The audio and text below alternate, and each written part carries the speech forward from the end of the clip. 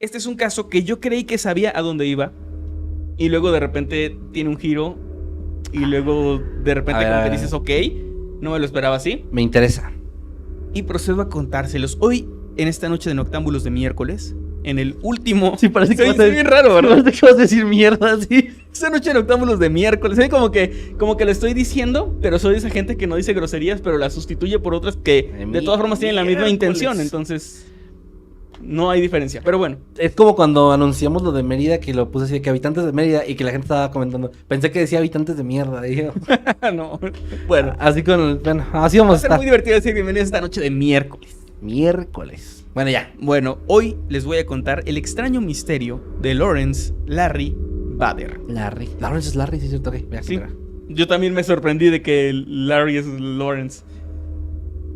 Pero para contarles esta extraña historia, primero debo hablarles acerca de un hombre llamado Fritz Johnson. Más bien apodado Fritz, su nombre es John Johnson. Ah, ok.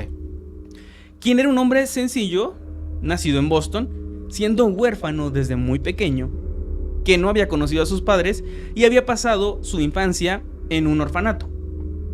Sin embargo, a pesar de las adversidades, en su juventud, ya después de haber salido del orfanato, encontró un buen lugar donde estar para él, que fue cuando se enlistó en la Marina, donde pasó 13 años.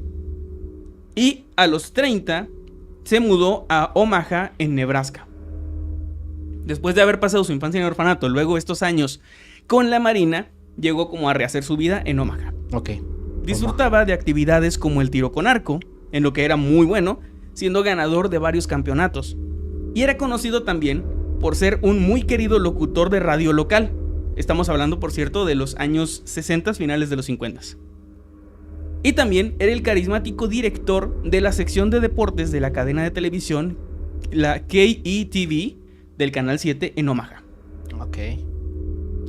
Había sido también, cuando llegó a Nebraska, había sido bartender, lo que lo había llevado a conocer a mucha gente y a entablar amistades muy diversas. Eventualmente, gracias a su carisma, le ofrecieron este trabajo como locutor y posteriormente en la televisión. Y se volvió una especie de estas celebridades locales muy queridas. Ajá. Que toda la gente los ubica, ¿no? Como que hay el tipo de la televisión, el tipo de la radio. Que quiero aclarar que eso no es tan común, creo, actualmente, salvo en Monterrey. En Monterrey, Nuevo León, es muy común que la gente tenga sus celebridades locales que los admiran y que los ven así como y que en el resto del país de repente mucha gente no ubicamos, ¿no? Ajá. O sea, a ver, así lo dejo como, si pueden ayudarme en el chat. Pásame el papel para buscar. ¿Saben quién es Chavana?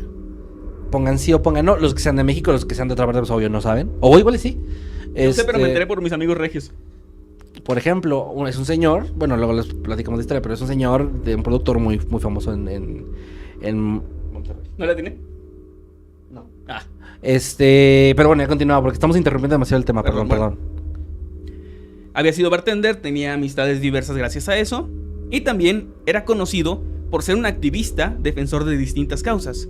Por ejemplo, su hazaña más conocida y la que lo había catapultado a cierta fama, había ocurrido en mayo de 1957, cuando Johnson se trepó hasta lo más alto de una asta bandera, donde se quedó sentado por 30 días. Esto con el fin de recaudar dinero para financiar tratamientos y estudios contra la poliomielitis, que en aquel momento era un problema bastante grave de salud pública. También tenía la fama de ser un soltero un tanto extravagante, muy al estilo de los años 50, si me lo preguntan. ¿Es soltero extravagante? Sí, pues como vehículo personal conducía una carroza fúnebre, esto en su soltería, la cual había equipado, las carrozas son muy amplias en la parte de atrás, había equipado ¿sí? con almohadas, así como con un minibar, una maquinita de café y lo adornaba con incensarios y así. Era un motel andante, güey. Sí, y la gente móvil lo llamaba la máquina de cazar. Ah, pero con ese. El vehículo de cazar. ¿Pero con ese o con Z? Ah, la verga. Ok.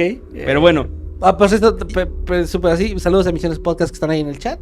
Saludos. Traigo su playerita hoy, muy chida mira. su playera. Sí, me la uso mucho, me gusta mucho el diseño. Saluditos que vi que andaban comentando, gracias. Y vi que el chat estaba ahí. Y no, por cierto, la mayoría de la gente dijo, no saben quién es Chavana. Bueno. Mira. Ahí está. Apuesto yo que en los 50 era cool esto de la carroza. Y está raro, güey. Está raro. Tiene ahí un trasfondo, algo ahí raro ahí. Está extraño.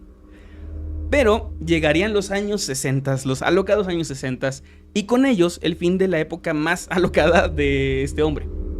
Pues en 1961 se casó con Nancy Zimmer, una mujer divorciada con una niña de 20 años. O sea, ella tenía 20 y ya estaba divorciada con una niña, eran los años 50, 60. Porque ya no pasa. No, ya no. Johnson adoptó legalmente a la hija de Nancy y poco después él y su esposa tendrían un hijo propio. Entonces ya había formado como pues su familia, ¿no? Pero la vida de Fritz Johnson cambiaría rotundamente de una manera muy inesperada. Esto el día 2 de febrero de 1965, cuando Johnson viajó a Chicago para hacer una demostración de equipo de arquería en una feria de artículos y equipo deportivo. Recordemos que él practicaba el tiro con arco y además era el director de deportes en la cadena local. Así que tenía como pues este estatus y lo contrataron o lo llevaron como para dar estas pláticas en estas ferias como... supongo yo que son para vender productos, pero que tienes un stand donde una marca te está ofreciendo, ¿no?, sus productos, y él era el encargado como de decir qué cosas tenía nuevas, de arcos, de flechas, no sé, el equipo que se necesite. Es que no sé nada de arquería, y son arcos muy tecnológicos, incluso para la época ya no era como el clásico arco de madera sencillo. Ok, claro. Y los actuales tienen así como un montón de cosas, la verdad no entiendo bien cómo funciona, pero están muy cabrones. Ok. Entonces, esos días que estuvo en esa feria le cambiarían la vida para siempre. Pues una chica joven se acercó a su stand en la feria y le hizo una pregunta que él no se esperaba. Dijo, ¿tú eres el de la máquina del amor? No, no es cierto, no, eso no. No fue eso. Le dijo muy amablemente, de hecho, perdóneme, pero ¿no es usted mi tío Larry Bader, que desapareció hace 7 años? ¿What? Imagínate, o sea, que estamos en una convención en Mérida, estás en Mérida, y te dice alguien, oye, ¿no eres tú mi tío Juanito Pérez, que se perdió en el mar? ¿Cómo reaccionarías, güey? No me toques. Sí. Como reacciono cada que vamos a una convención y alguien se me acerca. Básicamente sí. No es cierto. No es cierto. Alguien, mi guarura les pega. Ah, pues sí. Yo no hago nada. Sí. No llegan a tocarme, güey. No, ni siquiera se acercan a 10 metros. Johnson solamente se rió nerviosamente y respondió que no. No, sí, no. Y que nunca antes había escuchado algo sobre esa persona, ¿no? La chica era Susan Peikey, de 21 años, cuyo tío, Larry Bader, había desaparecido 7 años atrás en una tormenta mientras pescaba en el lago Erie en Akron, Ohio. Okay. O en Akron, Ohio. Pero ella estaba convencida de que Johnson en realidad era su tío Larry. Fritz Johnson estaba usando un parche en el ojo y bigote, lo que era diferente a su tío. Pero aún así lo podía reconocer y no tenía dudas. Okay. A ella le había llamado un conocido de Akron, de su ciudad, que estaba en la convención de deportes un día antes, lo había visto y le dijo, oye, este güey se parece un chingo a tu tío. O sea, ya no se lo topó y dijo, no, ya venía. Habló y ella viajó a Chicago porque esa feria era de varios días. Entonces era como, en este stand está una persona que es idéntica a tu tío que se perdió hace 7 años. No manches, ok. Esta chica llega a Chicago, lo ve, se convence de que es él, y lo que hace es que le llama a los hermanos de Bader, que era la persona que se había perdido, para que ellos vayan y confirmen, porque ella era su sobrina, lo había conocido 7 años antes, tenía 20 y tantos, entonces sí llegó a conocerlo en una edad adolescente, pero igual si piensas, bueno, mi memoria a esa edad igual no está tan fresca, pero sus hermanos lo van a reconocer. Claro. Entonces llamó a 2 de los hermanos de Bader para confirmar sus sospechas. Ellos volaron inmediatamente a Chicago, fueron de nuevo a esta feria, se acercaron a este hombre con el parche y el bigote y dijeron que definitivamente tenía que ser él, tenía que ser Larry. Okay. Ellos se acercaron con él para confrontarlo, pero Johnson se mostró muy confundido. Les explicó que su nombre era John Fritz Johnson, que había nacido en Boston y que vivía en Nebraska desde hace mucho tiempo. Los 2 hombres le preguntaron si estaría dispuesto a realizarse una prueba de huellas dactilares ante la policía. Y él, bastante confundido, aceptó, pensando que probablemente de esa manera iba a quitarse de encima a esas personas tan raras, ¿no? Bueno, no, y también supongo que de cierta forma si llegan y a ti te confunden de esa manera, Sí, es como... pues mira, hasta por empatía dices, no soy, y mira, Ajá. te doy la tranquilidad mejor de que no, de que te aseguro que no soy. hazme las pruebas. Y ya con eso, pues ya puedes seguir adelante, ¿no? Y no pensar que estoy fingiendo. Claro. Ajá. En los días posteriores, él colocó sus huellas para hacer un muestrario. Las pruebas las realizaron los oficiales de policía de Chicago, quienes las enviaron a su vez al FBI. Ellos tenían una base de datos de muchas personas y no tardaron en enviar los resultados comparándolos con las huellas de Larry, quien había estado en la marina también.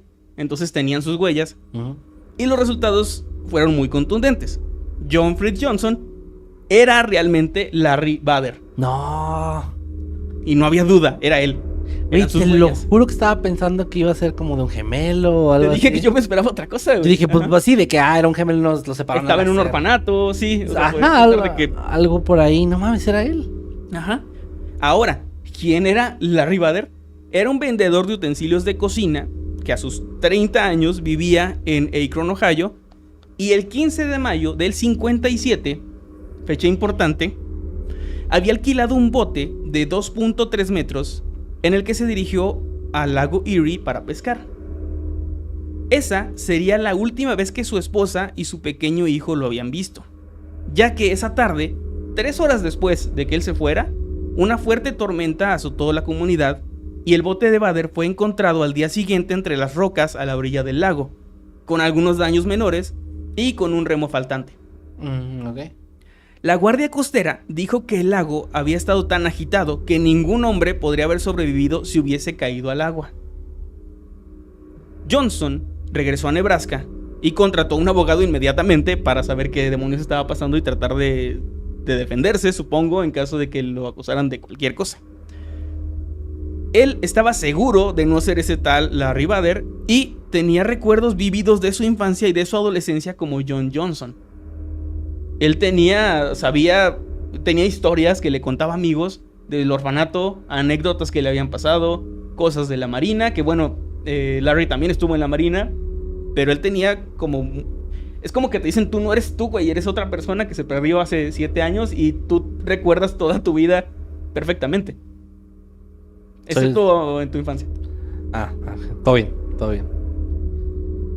La reaparición de Bader generó algunos problemas, especialmente con su primera esposa llamada Mary Lou, ya que ella, cuando el gobierno se enteró, en chinga le dijeron que tenía que devolver todos y cada uno de los pagos del seguro social que había estado recibiendo desde la muerte de su marido. No es cierto. Y además, los $39,500 que había recibido del seguro de vida tras la desaparición y supuesta muerte de su marido. Pero ella, ¿qué culpa tiene en un caso así? Yo supongo que es como... por si sabías y planeaste esto, ¿no? Pero está muy cabrón, güey. Pero O sea, ¿cómo sí lo sí la compruebas, chingaron muy gacho. En todo caso, tenían que cobrárselos a él, pero... Es que, a ver, ese tipo de cosas me parecen extraordinarias porque si no hay un cuerpo, es un caso de una persona que ya fue dada por muerta legalmente, al punto de que ya puedes cobrar seguro y así, ¿cómo vas a encontrar a alguien porque apareció?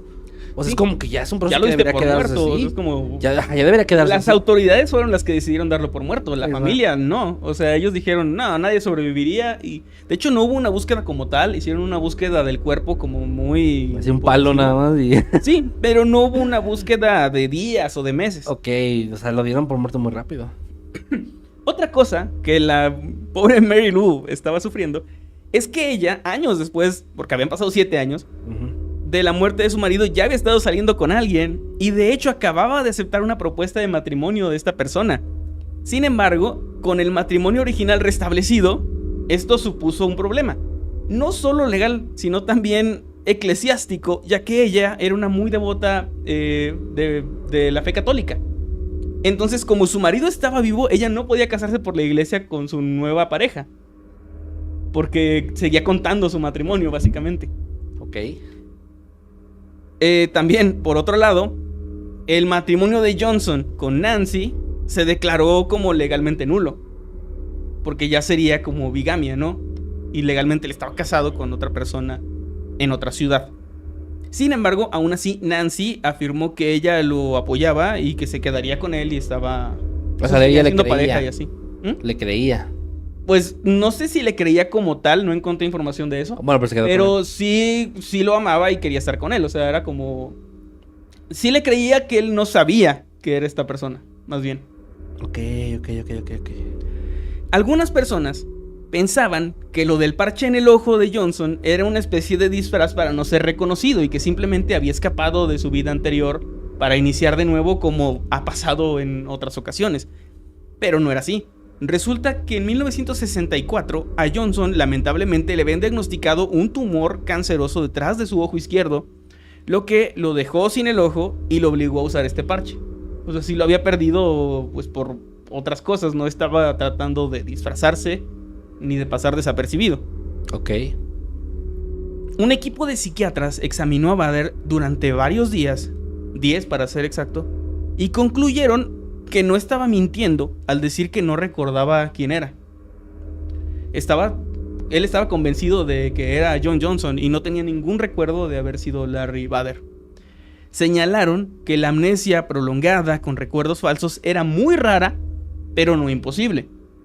Que sí podías tú generarte como memorias que no estaban ahí y básicamente recordar una vida que no tuviste. Aunque también había indicios de que Bader podría haber querido empezar de nuevo en algún momento debido a varios detalles como problemas financieros que tenía.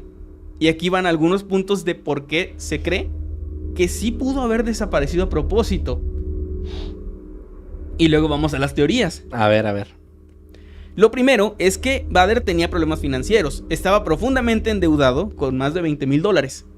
También tenía problemas con el ISR. No, el IRS. Sí, el IRS me sigue investigando. ¿Qué? Me estoy divorciando, pero no importa, yo sigo rimando. Bueno, con el IRS porque estaba con problemas de evasión de impuestos porque de por sí pues estaba quebrado, ¿no? Entonces había dejado de pagar. Ok. Ya empieza a tener más sentido. Se había metido en su desesperación a varios esquemas piramidales y cosas medio raras para tratar de hacerse rico rápidamente y no habían funcionado. Spoiler. A trapezoides. Spoiler, no se hizo rico. Entonces, qué raro. No. Poco antes de su desaparición había aumentado el monto de su seguro de vida, lo que también pues alimentó sospechas de que lo había planeado.